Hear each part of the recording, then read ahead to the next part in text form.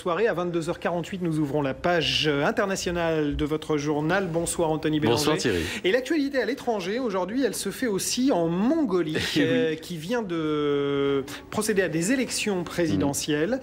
Et alors, l'opposition démocrate, c'est un événement très important dans une démocratie qui est vraiment toute jeune, vous allez nous expliquer ça. L'opposition démocrate l'a apparemment emporté.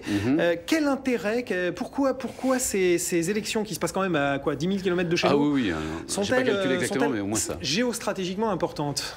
Bon, d'abord, je pourrais vous expliquer que la Mongolie, c'est quand même intéressant pour plein de raisons. D'abord, c'est un pays qui est 3 fois grand comme la France, donc ça mérite quand même qu'on en parle un petit peu. Bon, il y a 3 millions d'habitants, effectivement, c'est pas très peuplé. Mais il y a le désert de Gobi, enfin, vous savez, il y a les yourtes.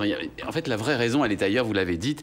La vraie raison, c'est que c'est une bonne nouvelle, Thierry, une bonne nouvelle dans un monde de brutes. Et de temps en temps, il faut en parler. Alors, qu'est-ce que c'est la bonne nouvelle? D'abord, il faut remonter un petit peu en arrière. Juillet 2008, il y a eu des élections législatives qui s'étaient très mal passées, qui s'étaient terminées en émeute, y compris avec des morts, puisqu'il y a eu 5 morts et 300 blessés. Dans un pays de 3 millions d'habitants, quand même, ça fait énormément de monde, hein, ça fait beaucoup de monde. C'était la première fois qu'il y avait des émeutes. Pourquoi? Parce que le Parti communiste, grosso modo, qui est au pouvoir depuis très longtemps, avait comme volé les élections. En tout cas, c'était l'impression qu'avaient les démocrates. Et alors, ce qui s'est passé là, c'était il y a 2 jours, c'est que non seulement le candidat de l'opposition démocrate a remporté la partie, mais le président sortant, le soir de l'élection, a admis sa défaite alors qu'il avait été battu d'une courte tête. Autrement dit, cet énorme pays plutôt, qui est coincé entre 2 pays qui ne sont pas des modèles de démocratie, a réussi une espèce de miracle qui est d'installer l'alternance au sein coincé entre les deux. En fait. L'un des miracles étant effectivement cette rapide reconnaissance de sa défaite par quelqu'un qui est quand même un ancien apparatchik, un ancien communiste, tout à fait, vraiment tout un à pur fait. et dur.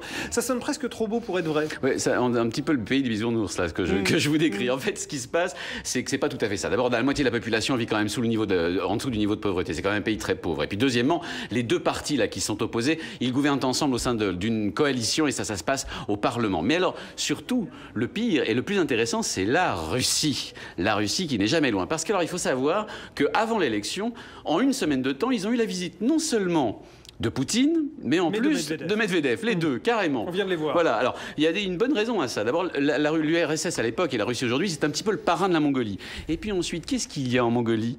Du pétrole? Non, pas du pétrole. Gaz. Il y a des tas de choses. Il y a des gisements absolument gigantesques. Enfin, il y a du business. Charbon, voilà, il y a du business. De cuivre, d'or et même d'uranium. Grosso modo, les Russes, à 2, sont venus s'assurer que l'alternance politique, mais que ça n'allait pas changer les choses importantes, c'est-à-dire l'exploitation conjointe et future de tous ces gisements. Ils allaient même construire des chemins de fer pour ça. D'accord, mais vous nous le disiez, vous nous le montriez sur la carte à l'instant, ce pays est coincé entre les 2 géants que sont la Russie et la Chine. Je ne peux pas croire que la Chine regarde Poutine et Medvedev venir repérer, renifler tous les gisements en Mongolie sans rien D'autant qu'ils en ont besoin. faire.